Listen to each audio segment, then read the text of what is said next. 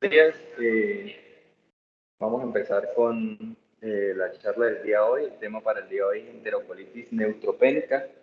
Mi nombre es Daniel Mendoza, soy fellow de primer año del posgrado de Medicina Crítica y Cuidado Intensivo de la Universidad de Antioquia, y la tutora de la charla fue la doctora Linia Gaviria. Entonces, este va a ser el contenido de nuestra charla. Vamos a hablar primero de una introducción, la definición, una etiología, la fisiopatología, la presentación clínica, el diagnóstico de enterocolitis. Vamos a hablar principalmente de 4 tratamientos, por decirlo así: el infeccioso, el hematológico, el tratamiento de soporte, el tratamiento quirúrgico, y para finalizar, las conclusiones. Entonces, ¿cómo se define enterocolitis neutropénica? Se define como un síndrome agudo, potencialmente mortal debido al compromiso inflamatorio, hemorrágico y necrosante del tracto digestivo inferior. Ese artículo que ven ahí fue un artículo publicado en 1976, fue el primer artículo que habló de enterocolitis neutropénica. Esto fue en niños, aproximadamente 50 niños fallecieron por enterocolitis. La causa principal de que ellos requirieran tratamiento quimioterapia era por leucemias agudas, crónicas y leucemia linfoblástica.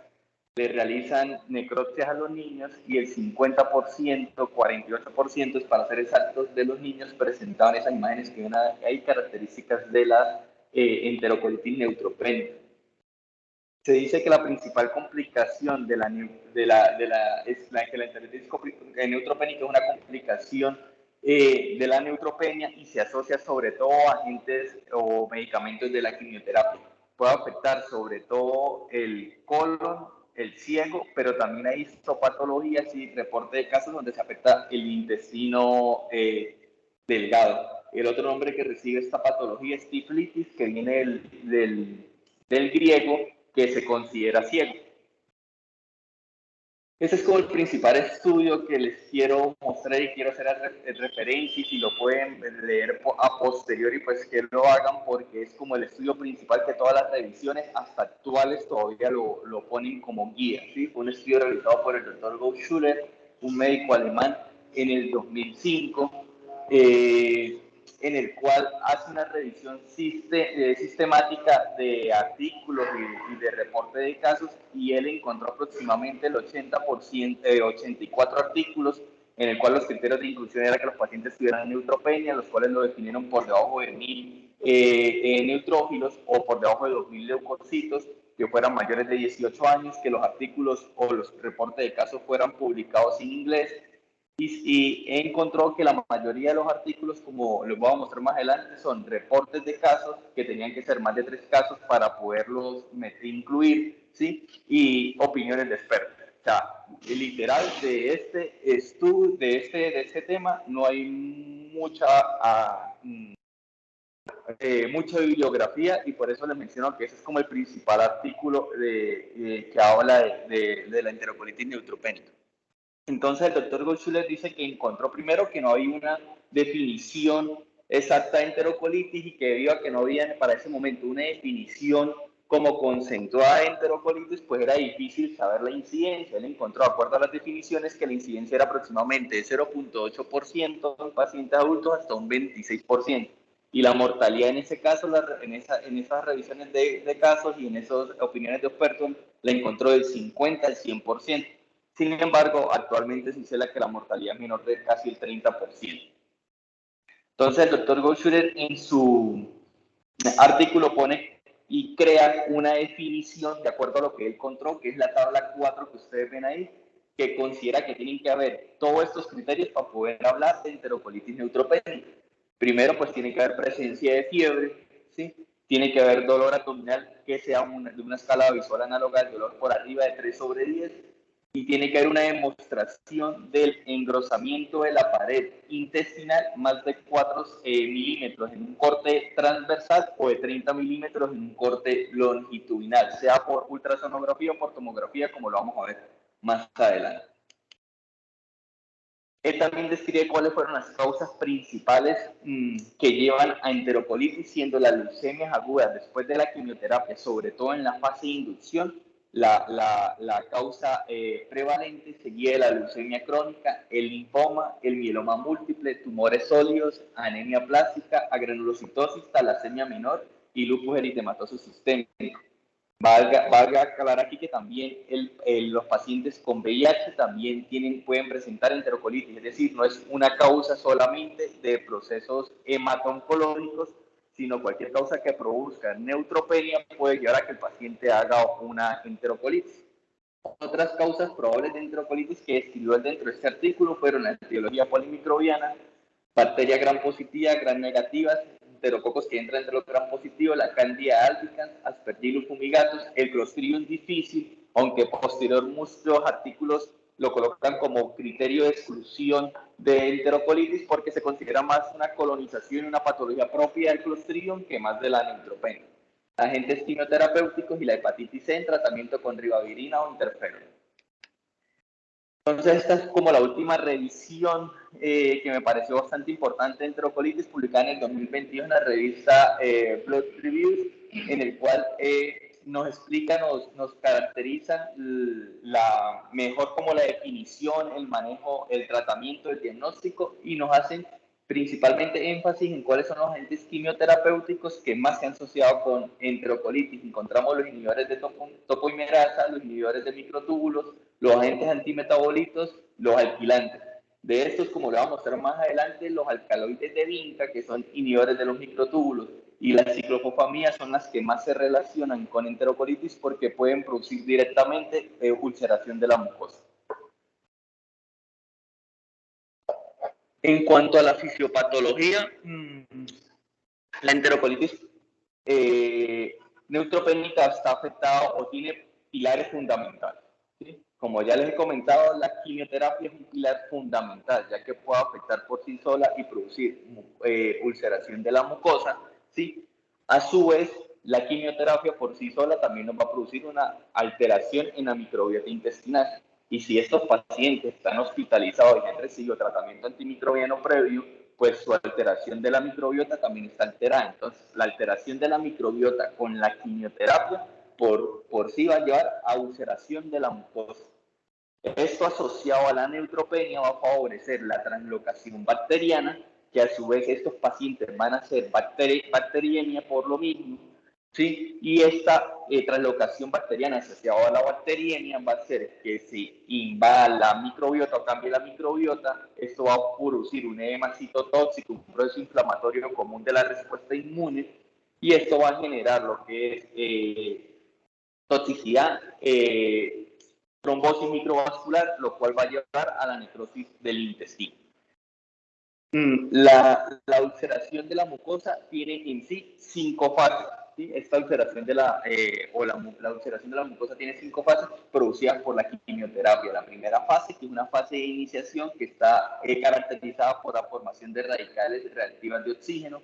Una fase de inflamación de apoptosis que está mediada sobre todo por el NFKB, una fase de amplificación que estaba por la interleuquina 1, interleuquina 6 y el más importante, el factor de necrosis tumoral alfa, una fase 4 que es la formación de úlceras, la cual promueve la translocación bacteriana, y una fase de curación, donde aparece la enterocolitis en la fase 4, porque el paciente no se cura, sino se ulcera la mucosa, se necrosa el intestino y pues se da el proceso ya de enterocolitis neutropénica. Como les mencioné, los alcaloides de vinca y la ciclofosfamida pueden producir un efecto citotóxico directo sobre las células del tracto gastrointestinal. Esto va a llevar a la ulceración de la mucosa gástrica y por sí solo puede llevar a enterocolitis. En cuanto al cuidado intensivo, solamente hay 2 estudios que hablan de enterocolitis neutropénica, ¿sí? En la unidad de cuidados intensivos. Este que es el del doctor Baptiste, que es el más reciente, publicado en el 2019, y uno del doctor Kurman del 2015, publicado en Critical Care.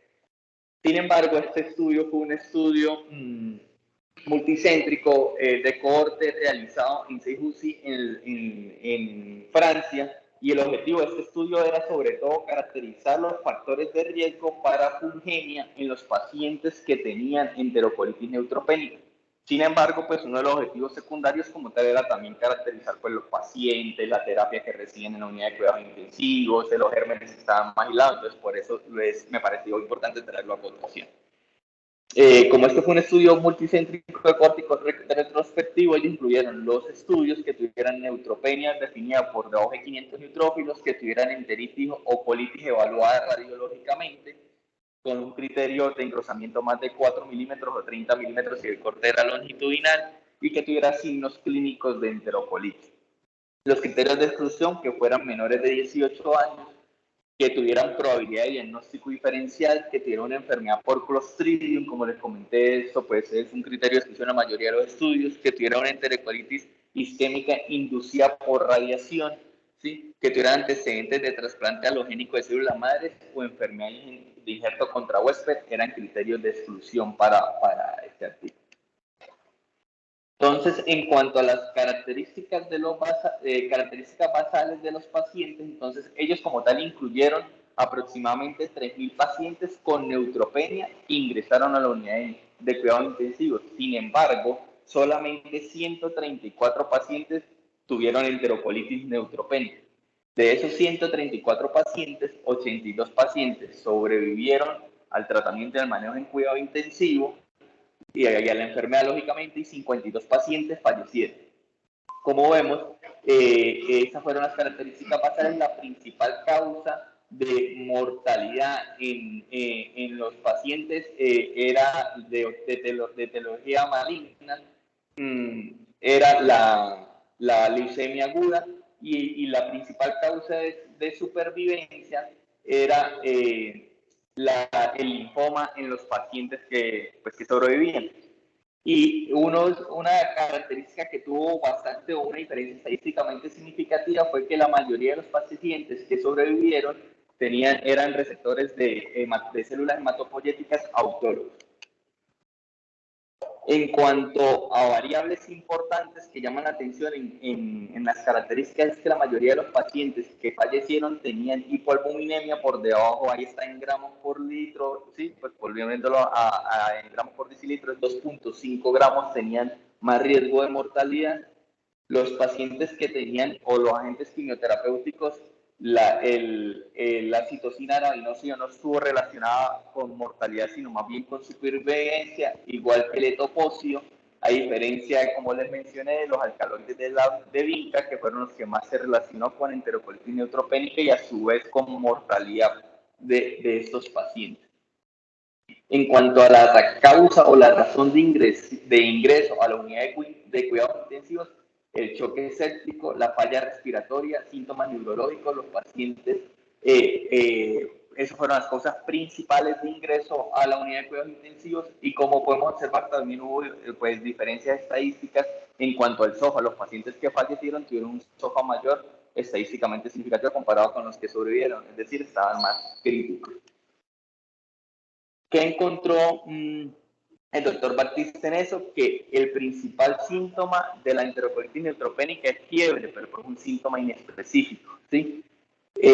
Sin embargo, la mayoría de los autores lo colocan que 100% de los pacientes lo presentaban en esta revisión, seguido por diarrea en 92%, el dolor abdominal que tiene que estar presente en un 82%, las náuseas y vómitos un 28%, la irritación peritoneal en un 11%, el síndrome de obstrucción intestinal en un 16%, puede haber sangrado intestinal en un 20% y el 63% de los pacientes, lógicamente, ingresaron a UCI presentaban shock.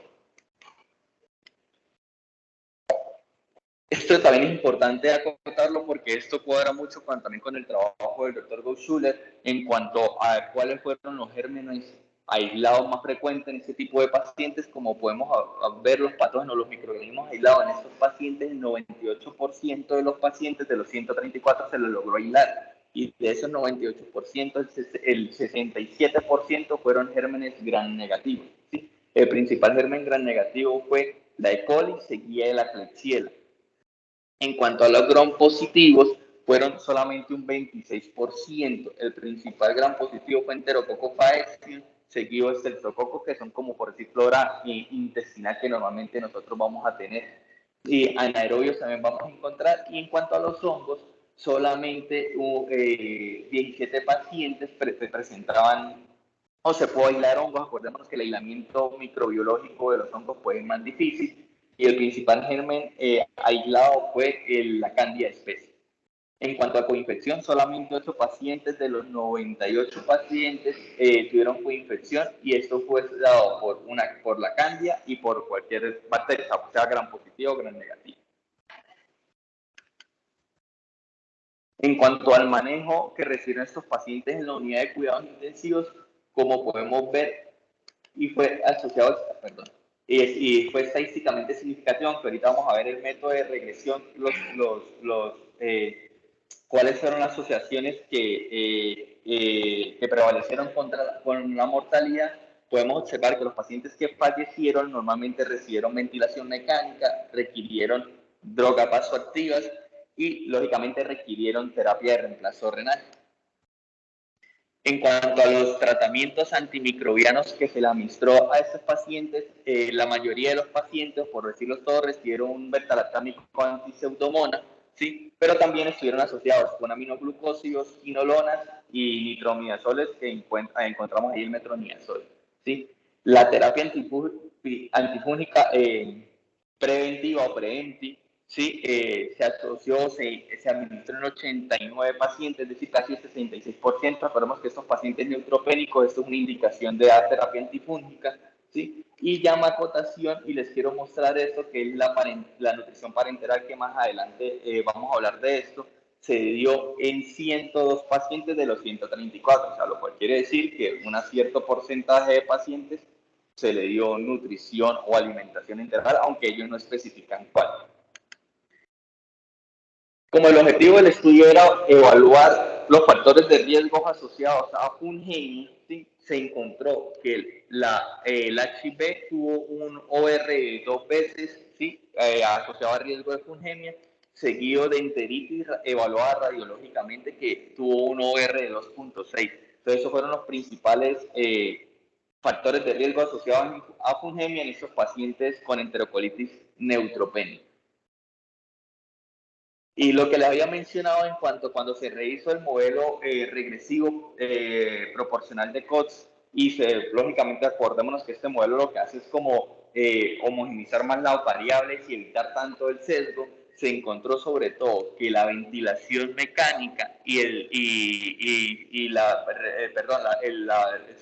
droga vasoactivas y los tumores sólidos fueron los que más se asociaron con mortalidad en estos pacientes.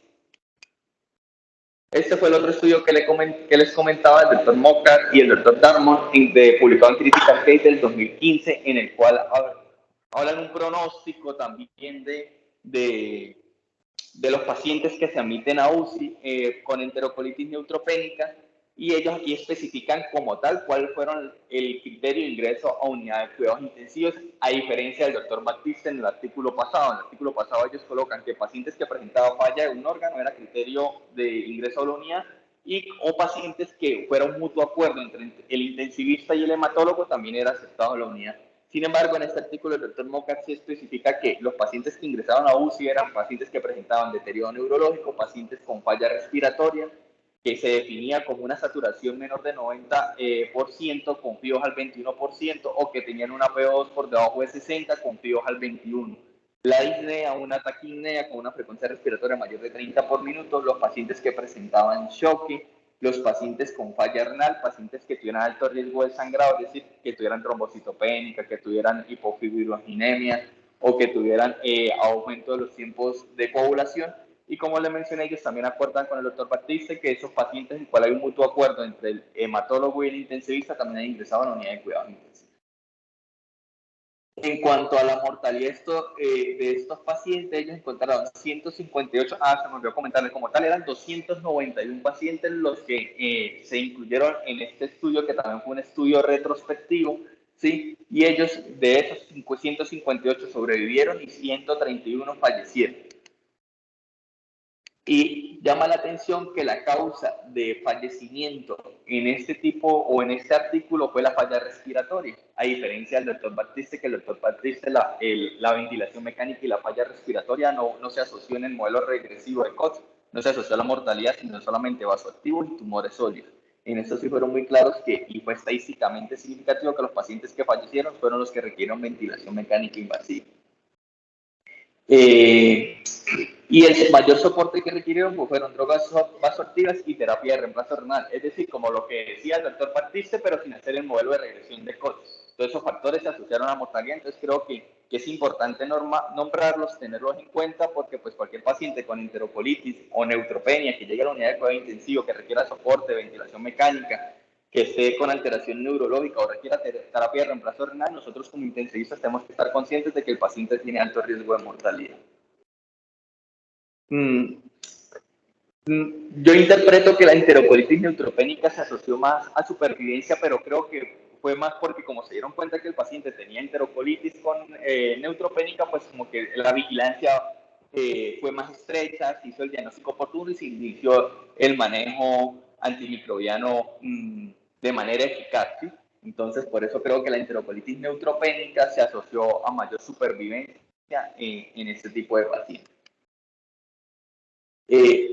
En este estudio, entonces, como tal, los factores, cuando hace el análisis multivariable de mortalidad, los factores que más se asociaron a mortalidad fueron el trasplante alogénico de células hematopoyéticas, la documentación microbiológica, es decir, que hubiera un aislamiento microbiológico, la ventilación mecánica invasiva MIREL-OR, que es de 5 veces más que los pacientes que no recibieron ventilación mecánica, y la terapia de reemplazo renal.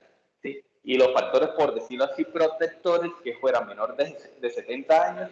Y en cuanto a los pacientes que presentaban enterocolitis, pues lo que les comenté creo que es más por esa vigilancia estrecha que requirieron y ese diagnóstico oportuno, tuvieron una supervivencia en comparación al otro grupo.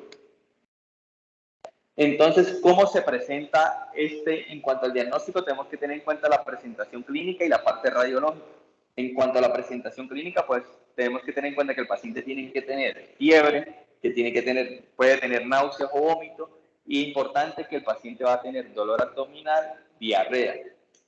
Y como complicaciones asociadas, el paciente puede tener bacteriemia, fungemia, perforación intestinal y obstrucción intestinal, que son como criterios, sobre todo la perforación intestinal, que vamos a ver más adelante, de que el paciente sea llevado de manera emergente a cirugía. Importante que la quimioterapia, esto lo comenta el doctor Goudschuller, se asoció con enterocolitis neutropénica sobre todo al día 14. Sin embargo, el rango intercuartil fue del día 7 hasta el día 22. Es decir, paciente que reciba quimioterapia, sobre todo en la fase de inducción, que no llegue a la UCI neutropénico, con fiebre, dolor abdominal, y que tengan probablemente más de 7 días de esa quimioterapia, uno de nuestros diagnósticos que tenemos que tener en cuenta es la enterocolitis. Y en cuanto a los paraclínicos, pues lógicamente el paciente va a tener neutropenia, va a estar asociado con anemia porque estos pacientes presentan sangrados intestinales y hacen alteraciones hematológicas, sobre todo trombocitopenia. En cuanto a la parte radiológica, para continuar con el diagnóstico, sobre todo se reportan dos estudios principales. Este es el doctor Cartoni, publicado en el 2001, en cual fue un estudio de caso y control retrospectivo entre 1995 y 1998, y ellos estandarizaron un protocolo de imagen para el diagnóstico de enterocolitis y tomaron pues todos los pacientes neutropénicos, febriles y con síntomas abdominales. El protocolo como tal fue que se le hiciera ultrasonografía de abdomen y se consideró positivo si había una dilatación de la pared de la pared intestinal mayor de 5 milímetros y negativo pues si era menor de 5 milímetros. En total 1.720 pacientes tenían neutropenia, pero solamente 88 como tal presentaban síntomas clínicos, dolor abdominal y fiebre, además de la neutropenia, es decir, como signos sugestivos de enterocolitis neutropénica. ¿Qué encontraron ellos? 44, o sea, de los 88 pacientes, 44 tuvieron enterocolitis positiva por el diagnóstico radiológico, es decir, más de 5 milímetros, y 44 enterocolitis negativa, siendo la media del grosamiento de la pared intestinal en los positivos aproximadamente de 10 milímetros, pero observemos que el rango es de 6 a 18, ¿sí? Y en los negativos, la media de engrosamiento de la pared intestinal fue de 3.6. Los principales diagnósticos fue leucemia mieloide aguda, leucemia linfocítica aguda y leucemia mieloide crónica en este tipo de pacientes. Como vemos, los pacientes que fallecieron el 30%, es decir, 30 pacientes, fueron los que tuvieron enterocolitis neutropénica y que fueron diagnosticados por ultrasonografía. Los pacientes que la ultrasonografía fue negativa, ninguno falleció, ¿sí? Los síntomas se resolvieron en el 70% de los pacientes en que se le hizo un diagnóstico de enterocolitis por ecografía versus los que no se le hizo un diagnóstico, pues probablemente porque el diagnóstico quedaba en la nube, por lo que no tenían el engrosamiento de la pared intestinal. Entonces, ¿qué nos sirve este artículo? Aunque tiene muchas fallas, un artículo que no especifican solamente sino los 5 milímetros, no dan más especificaciones de los controles, ¿sí? ni cuántos radiólogos realizan el estudio. Pero pues nos deja enseñanza, y eso lo asumen a la guía, de que la ecografía, sobre todo nosotros que vamos a estar en un nivel de cuidados intensivos, que probablemente el paciente vaya a estar soportado, que no podemos trasladarlo de pronto a una tomografía, la ecografía nos puede ayudar a hacer el diagnóstico de enterocolitis neutropénica. Esto es la mortalidad en los pacientes de acuerdo al diámetro de la pared, de engrosamiento de la pared intestinal. De los pacientes que se hicieron por ecografía, 10 pacientes aproximadamente fallecieron en el grupo de los que lógicamente tuvieron ultrasonografía positiva, pero esos pacientes que fallecieron tenían un engrosamiento de más de 10 milímetros. Lógicamente, pues estaba muy inflamada esa pared intestinal. Y solamente uno falleció de los que tenían enterocolitis, tenían enterocolitis, pero pues no fue asociado, no se diagnosticó por ecografía. Entonces llama la atención, y eso queda muchas dudas, porque cuando yo le muestro esas tablas, le digo que no falleció ninguno, pero cuando le muestro esta, falleció uno. Entonces, si me hago entender, deja con muchas dudas este estudio. Sin embargo, es un estudio de referencia que muchos artículos y revisiones lo colocan.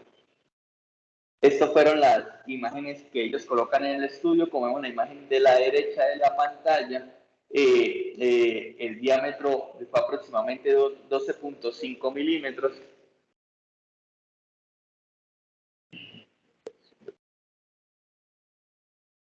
Que fue esta medida que tomaron ellos, ¿sí? Bueno, sí. Perdón, izquierda de la pantalla. Y esta fue la otra medida que ellos hicieron, sí, que fue 9.5 milímetros, pero aquí les llamó la atención que encontraban hasta septum en la pared intestinal. Es el otro estudio que referencian principalmente los artículos, que es el estudio de tomografía, el más actualizado, en el cual también fue un estudio retrospectivo en los pacientes con enterocolitis o sospecha de enterocolitis neutropénica, en los cuales se realizó de patología intestinal en pacientes con neutropenia, y a todos se les realizaron tomografía de abdomen contrastada. Fueron en total 76 pacientes. Los criterios de inclusión de este estudio era que tuvieran neutropenia, los cuales lo definieron como neutrófilos de 1500, que lógicamente se le hubiera realizado el TAC y que cumplieran con criterios clínicos de patología abdominal. Las imágenes fueron revisadas por 2 radiólogos. Además, se revisaron informes patológicos, histológicos, para confirmar el diagnóstico definitivo de los pacientes. Entonces, como les comenté, aproximadamente fueron 76 pacientes, y podemos observar que 53 pacientes tuvieron enterocolitis neutropénica, y de esos 53 pacientes, el 100% tenían engrosamiento de la pared intestinal llevado por tomografía, o sea, es altamente sensible. Sin embargo, no es específico, ¿no? Debido a que pues también otras patologías tenían, pues con esta sensibilidad tan alta, otras patologías también tenían engrosamiento de la pared intestinal. Pero un signo que se puede considerar característico también de la enterocolitis es la neumatosis, que se presentó en todos estos pacientes, aunque el estudio fue solamente 76 pacientes. Y la otra patología que presentó la neumatosis fue la isquemia intestinal solamente, y en un solo paciente. El grosor de la pared intestinal por clostridio fue mayor que en los pacientes con enterocolitis, fue de 12 milímetros. En enterocolitis neutropénica fue de 7 milímetros. En enfermedad injerto contra huésped fue 5 milímetros. Y neumatosis, como les comenté, en 11 pacientes se presentó en los pacientes con enterocolitis, y solamente un paciente con isquemia intestinal lo presentó. Estas fueron las imágenes que se reportan en el artículo. Entonces, esta es la medida, y ellos lo reportan que esta medida es como tal del corte transversal, que muestra el engrosamiento de la pared de 4 milímetros. Este es el engrosamiento longitudinal que ellos reportan de 30 milímetros, ¿sí? Esta es la neumatosis que se observa en estas tres figuras, ¿sí? Y este es el líquido peritoneal, pues como positivo para peritonitis que se observaron en esos pacientes. En cuanto, volviendo al artículo del doctor Gottschuler, entonces, ¿cómo se va a hacer el diagnóstico? El diagnóstico, ellos no han modificado, muchas revisiones lo modifican, pero prácticamente incluyen lo mismo. Tienen que haber criterios mayores y menores, como tal no especifican que dos mayores, uno menor, no, tienen que estar presentes. En cuanto a los criterios mayores, lógicamente el paciente tiene que tener neutropenia y tiene que haber un engrosamiento de la pared intestinal, sea por ultrasonografía o sea por tomografía. En cuanto a los criterios menores o no específicos, vamos a tener el dolor abdominal, la distensión abdominal, la diarrea y el sangrado gastrointestinal también puede estar presente. Entonces, todos estos criterios, sobre todo los mayores, tienen que estar presentes para nosotros poder hacer el diagnóstico de enterocolitis neutropénica. Esta fue la otra revisión que se hizo en el 2022, en cual ellos colocan los mismos criterios del doctor Gottschuler, como les comenté, desde el 2005 es como los criterios que él realizó, y sin embargo le han sumado cositas, aunque toca revisarlas con lupa, porque por decir algo ellos colocan aquí que tenemos que descartar la enfermedad gastrointestinal de injerto contra huésped, la enterocolitis asociada a radiación. Sin embargo, pues una enterocolitis asociada a radiación también nos puede producir una enterocolitis neutropénica y un daño intestinal, ¿sí? La isquemia mesentérica, y ellos sugieren realizar a estos pacientes pues cultivos, lógicamente de las heces y también de sangre, a realizar toxina para descartar Clostridium, realizar PCR y paneles a todo paciente y realizar lógicamente cultivos o coprocultivos para el Seilamos también parásitos, coprológicos para el Seilamos parásitos. Y en cuanto a los métodos de sangre, ellos sugieren hacerle PCR a todo paciente, para citomegalovirus, para mucormicosis y para aspergillus, siendo que estas patologías son frecuentes solamente en los pacientes HIV que tengan un CD4 por debajo de 50 células. Entonces, creo que como que a todo paciente hacerle un PCR, y sobre todo en nuestro sistema de salud, como que no se justifica. Entonces es importante mirar ese artículo ahí como con caución. ¿Por qué se asocia más el ciego a enterocolitis? Por su pobre vascularización y su alta insensibilidad. Esa es la causa. Sin embargo, como le comenté, hasta el intestino delgado puede estar asociado a enterocolitis. Esta es la patología que normalmente se observa en los pacientes con enterocolitis. En la imagen A vamos a ver un extensivo coágulo, que es el que marca aquí el signo de llave, ¿sí? En la imagen B vamos a observar un extensivo coágulo de la mucosa con extensión y necrosis de la submucosa, ¿sí? Y en la imagen C vamos a ver ya las glándulas del colon ya se observan necróticas y sus vasos van a estar congestivos. Entonces, ya para finalizar, el tratamiento. Entonces, yo les quise dividir el tratamiento principalmente en 4 pilares, como para tenerlos claros: el pilar infeccioso, hematológico, el tratamiento de soporte y el tratamiento quirúrgico. Entonces, vamos a hablar cada uno de ellos. En cuanto al infeccioso, entonces está el estudio del doctor Gottschuler y está la revisión de la revista Blood Reviews y el del doctor Batiste, que nos muestran en los dos estudios que la mayoría de gérmenes que se aíslan en este tipo de pacientes son bacterias gram negativas, ¿sí? Entonces, ellos sugieren, de acuerdo a esto, dar manejo sobre todo bacterias gram negativas y dar manejo sobre todo con antimicrobianos antiseudomónicos. Entonces, ellos sugieren piperacilina tazobactam. Cuando sea piperacilina trazobactam no hay que asociarlo ni a aminoglucósidos ni a soles, porque pues cubre anaerobios. Si decidimos dar una cefalosporina antiseudomónica, entonces estacidime o cefepime, y este sí hay que asociarlo a aminoglucósidos o a los azoles, ¿sí? También pues para cubrir también anaerobios. Y dependiendo, también hay que cubrir gram positivos. ¿Por qué dependiendo? Porque solamente aproximadamente un 20% de los pacientes presenta infección por bacterias gram positivas. ¿Qué nos puede ayudar a tomar esta decisión o esta conducta? Si usted sospecha que el paciente está muy grave, usted pues lógicamente debe cubrir gram positivo, gram negativo, anaerobios. Importante revalorar a las 72 horas y usted con sus hemocultivos, como le comenté, son pacientes con enterocolitis neutropénica, normalmente la mayoría, o sea, casi el 80% hace bacteriemia por la translocación bacteriana. Entonces, si usted aísla el germen en sangre, probablemente ese es el germen que le está produciendo la enterocolitis neutropénica. Entonces, ahí es donde tú decides probablemente desescalar o ajustar el tratamiento antimicrobiano de acuerdo al germen aislado. El hongo también es más difícil aislarlo, sin embargo, hay que revisar las guías de que la terapia pre-ENTI, que todo paciente que esté neutropénico asociado a quimioterapia, el paciente tiene que de por sí tener cubrimiento profiláctico para antifúngico.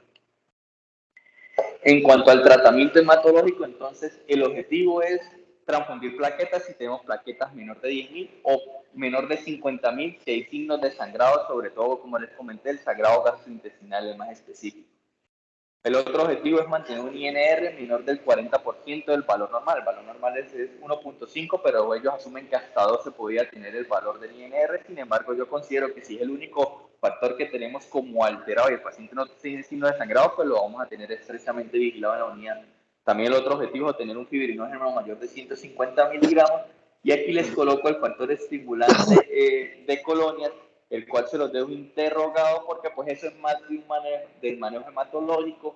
Las guías están claras que en cuanto a manejo profiláctico, de acuerdo a la quimioterapia, ellos desde el que inician la quimioterapia colocan el factor estimulante de colonias.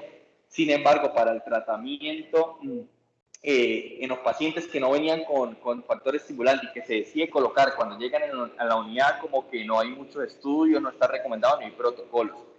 Y la profilaxis está estudiada y como tal no disminuye la mortalidad aparentemente, pero pues disminuye los días de estancia hospitalaria, los días de neutropenia y los días, hace una recuperación más rápida.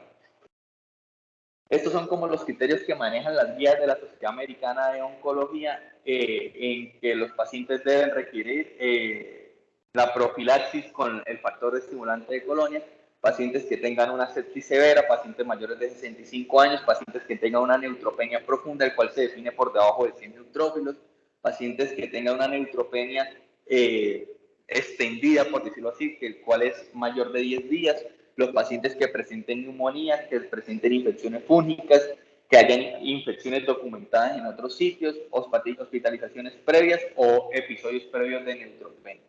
Sin embargo, como les comento, eso es más decisión del grupo de hematología. El tratamiento de soporte. Entonces, en cuanto a la reanimación hídrica, tenemos que hacer una reanimación hídrica como hacemos nosotros normalmente en la terapia de cuidados intensivos por guías o por objetivos dinámicos. Sin embargo, en cuanto a estos estudios, como son pocos, no especifican realmente, ni les voy a decir cuántas unidades o ml por kilo, porque ya sabemos que eso es individualizado en cada paciente. Lógicamente hay que hacer una corrección de desequilibrio hidroelectrolítico porque estos pacientes, pues por sus deposiciones líquidas y por el reposo intestinal que se los dejo interrogado. ¿Por qué se los dejo interrogado? Porque el reposo intestinal, las guías sugieren que estos pacientes con enterocolitis neutropénica hay que dejarlos sin dieta. Y esa es la recomendación de la guía. De manejo no, la guía de nutrición no establece nada de enterocolitis neutropénica y la guía de manejo en cuidado intensivo, o sea, los artículos del Dr. Gouchuller y el del Dr. Batiste, ellos recomiendan que los pacientes tienen que dejar en reposo intestinal. Sin embargo, sobre todo el Dr. Gouchuller en el 2005 hace una salvedad en cual la revisión que él realizó encontró que en ciertos pacientes, acuérdense la tabla que yo les mencioné, que aproximadamente un 30% dieron en nutrición enteral, se les podía dar nutrición enteral de acuerdo a la severidad del paciente. Entonces, la conducta es individualice a su paciente. Si el paciente tiene una enterocolitis neutropénica severa, que probablemente esté complicada, que usted sospeche que haya hasta necesidad de llevarlo a cirugía, lo ideal es dejarlo sin vía oral, pero probablemente los hematólogos de las instituciones, los pacientes que están hospitalizados, que el paciente tiene una enterocolitis neutropénica que no esté severa, probablemente le den una nutrición mixta y no está mal darla, sobre todo por un mecanismo fisiopatológico que ya se lo voy a comentar. En cuanto a la corrección del desequilibrio electrolítico, pues como le comenté, el reposo intestinal y la diarrea pues van a producir este desequilibrio y nosotros en la unidad de cuidados intensivos pues tenemos que manejar.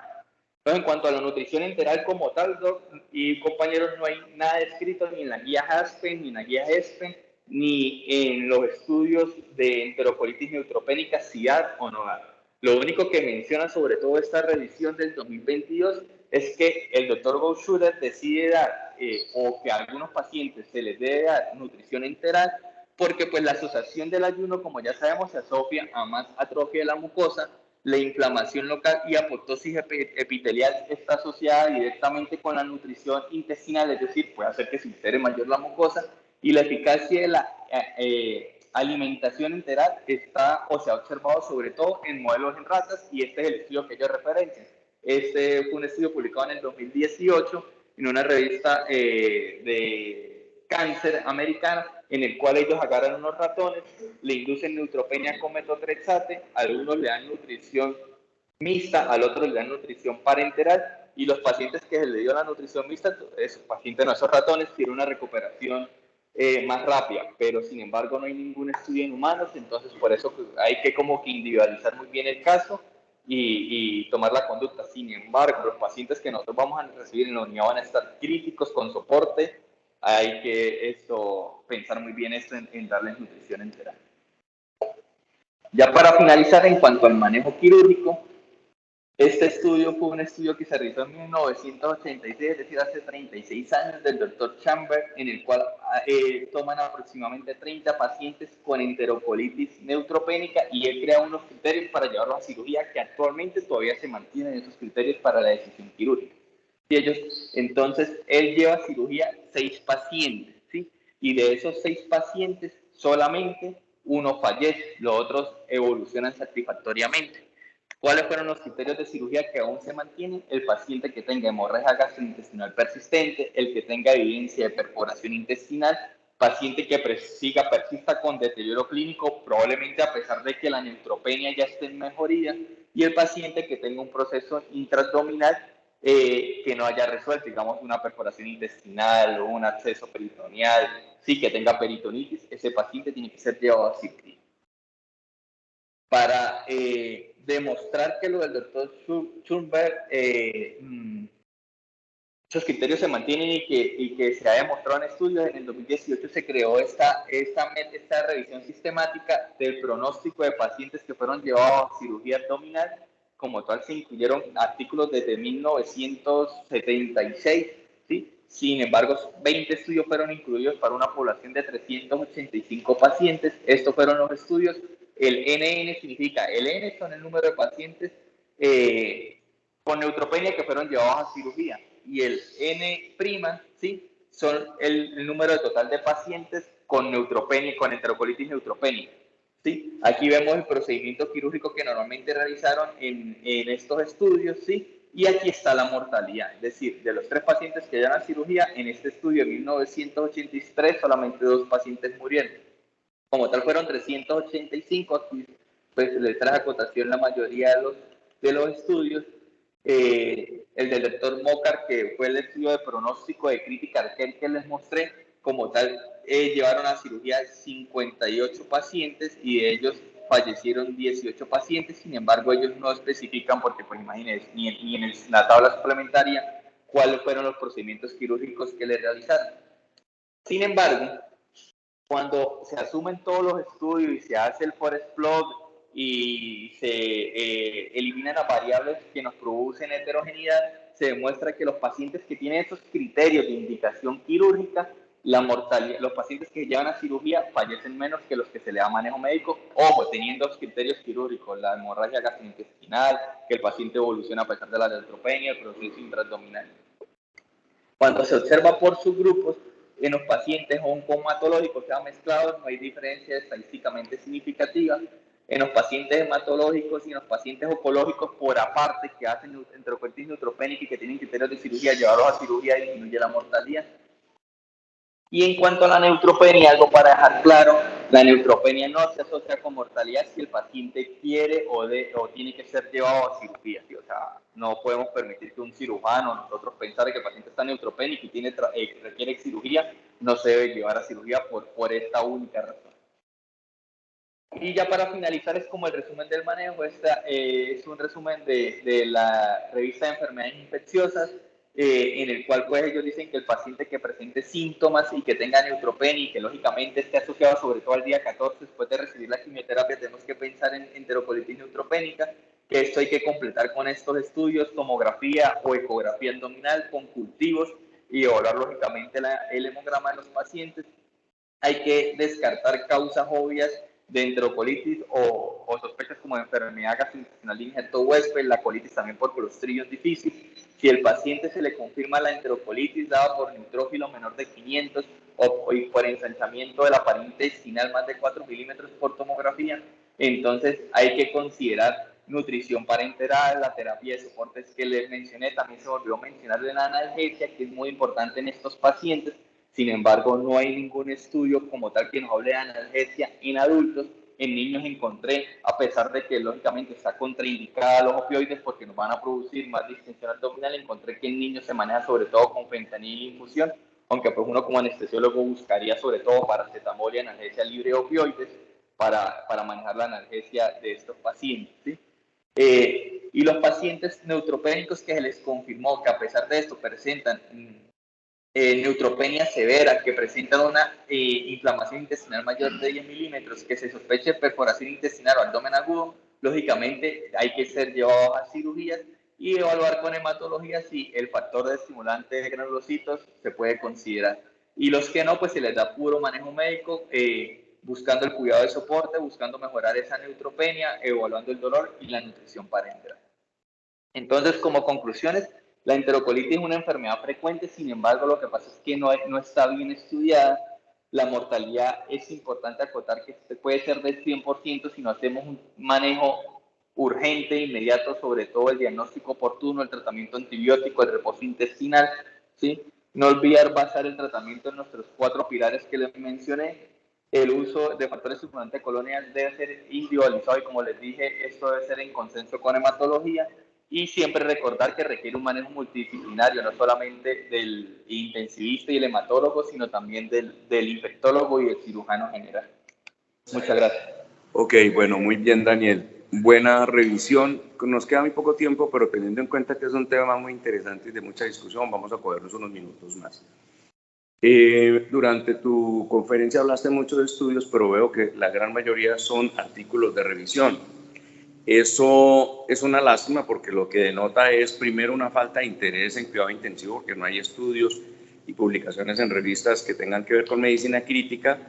Denota, a mi parecer, una falta de interés no solamente local, sino mundial con respecto a esta interrelación que debe haber de manera interdisciplinaria con los hematólogos, los oncólogos y con los infectólogos, cuestión que estamos tratando de mejorar con estas actividades que hacemos en conjunto con ese grupo.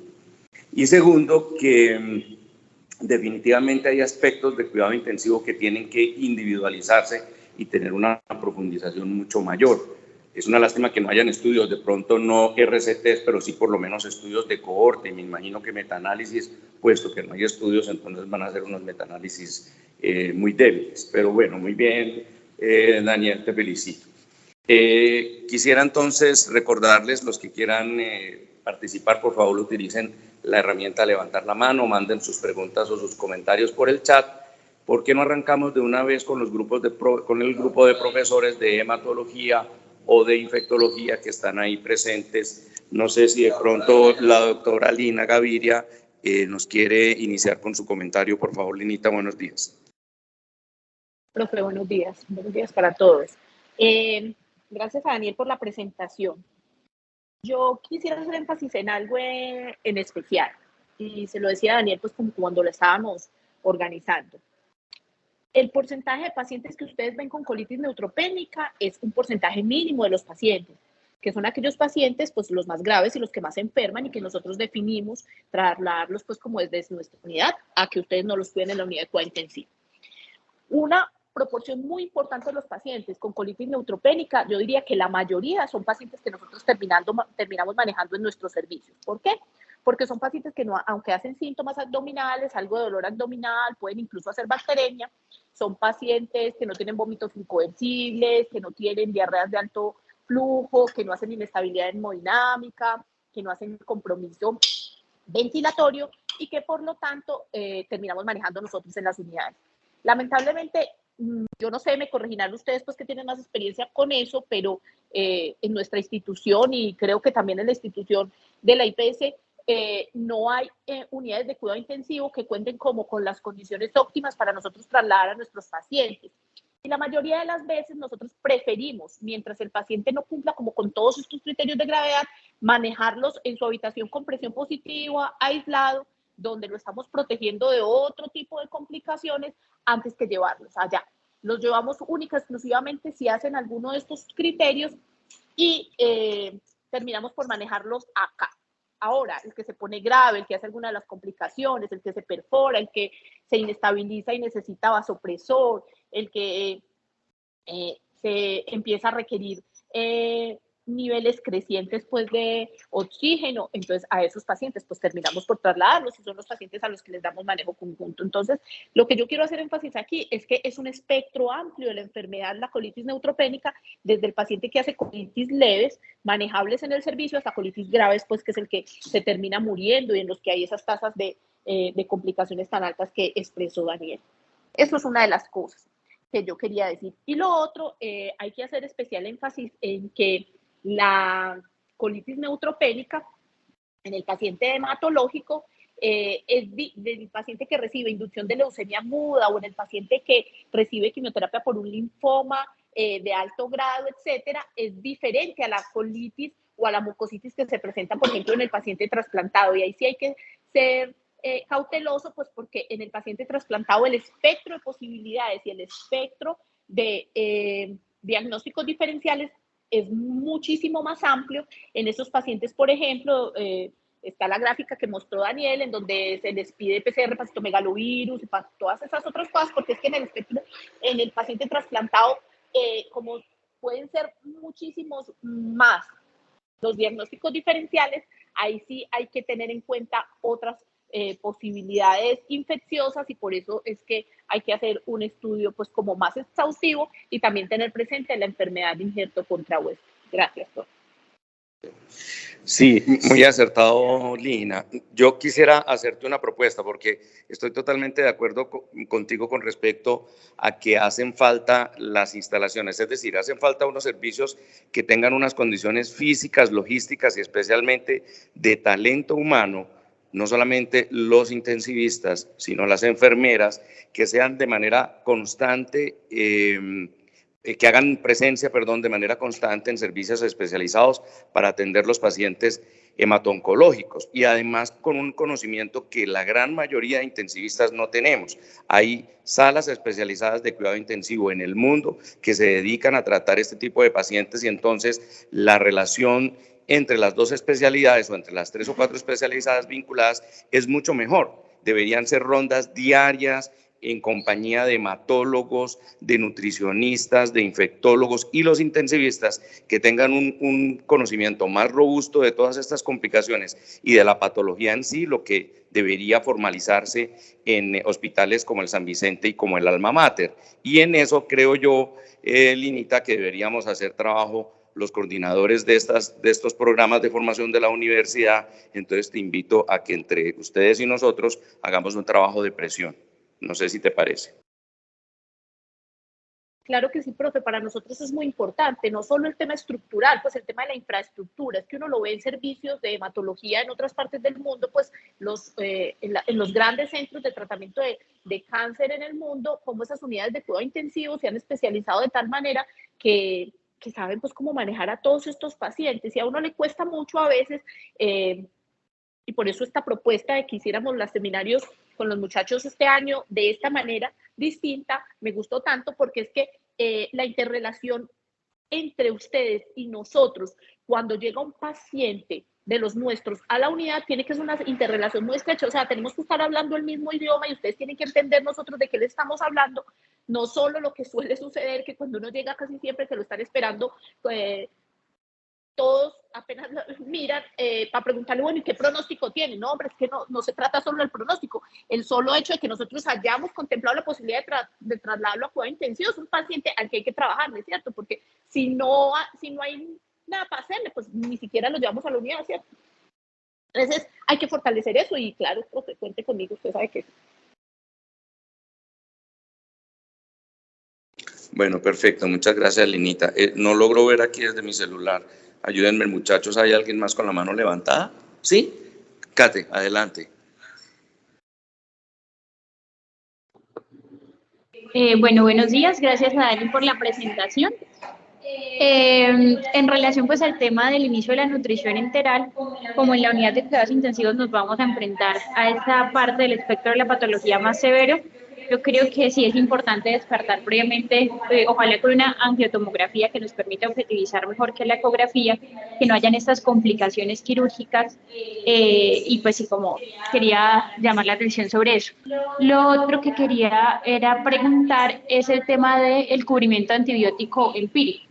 Vimos que la mayoría pues de gérmenes son gram negativos, entonces uno pues diría con piptazo está bien, pero quisiera saber si de entrada cubren también gram positivos o pues como cuál es el esquema sugerido empírico. Normalmente el cubrimiento lo hacemos tal y como lo dijo Daniel en la presentación, con piperacilina tazobactam puede ser una buena opción, pero va a depender mucho de la causa subyacente que nos esté produciendo la enterocolitis neutropénica. Acuérdense que las guías de la ITSA son muy claras que aquellos pacientes que tienen mucositis se les debe hacer cubrimiento adicional para cocos gram positivos. Entonces, si el paciente tiene síntomas o datos de mucositis asociada, entonces nosotros consideramos la adición de vancomicina siempre en estos pacientes por el simple hecho de que tienen mucositis. Entonces, muchísimas veces el manejo empírico es piperacilina tazobactam vancomicin. ¿Listo? ¿Cómo sabemos que el paciente tiene mucositis? Pues normalmente el compromiso mucoso es un compromiso que se da desde la boca hasta el ano. Entonces, la mayoría de los pacientes que desarrollan colitis neutropénica, acuérdense de lo que presentó Daniel, son pacientes que tienen aplasias prolongadas y que tienen recuentos de neutrófilos en rango de neutropenia profunda, que son neutrófilos menores de 200, generalmente por más de una semana, más de 7 días. Entonces, esos pacientes, la asociación entre mucositis y esa neutropenia tan profunda es alta, casi siempre tienen algo de compromiso de la mucosa oral, y si nosotros vemos que el paciente tiene compromiso de la mucosa oral o los síntomas iniciales del paciente fueron como síntomas intestinales de mucositis antes de desarrollar la colitis, entonces nosotros adicionamos siempre vancomicina. O sea, hacemos el cubrimiento con la piperacilina tazobactam más vanco. Gracias. ¿Hay algún otro comentario adicional o damos por cerrada la reunión? ¿Quién? Hola, Antonio profesor. Aparicio. Ah, bueno, adelante. Hola, profe. Yo tengo la duda todavía con la de las mucositis y adicionar vancomicina. En la comunidad y aún en el paciente que está hospitalizado, no hay ningún criterio para determinar que el paciente tiene un estafilococo aureus metilcilino resistente o un coco resistente, a menos que haya tenido pues unos criterios claros de que haya necesitado diálisis o que pues o que haya estado expuesto a un coco previamente resistente. Son como los dos más grandes desde la parte de los cocos.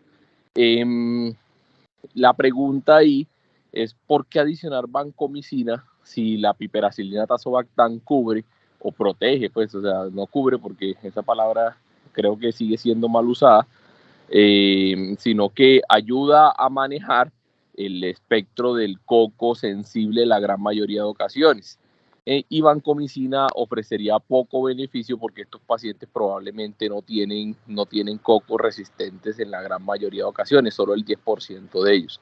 ¿Por qué razón adicionan vancomicina sabiendo que el espectro aquí en Colombia, o al menos lo que yo tengo entendido, es que no hay infecciones asociadas a cocos resistentes?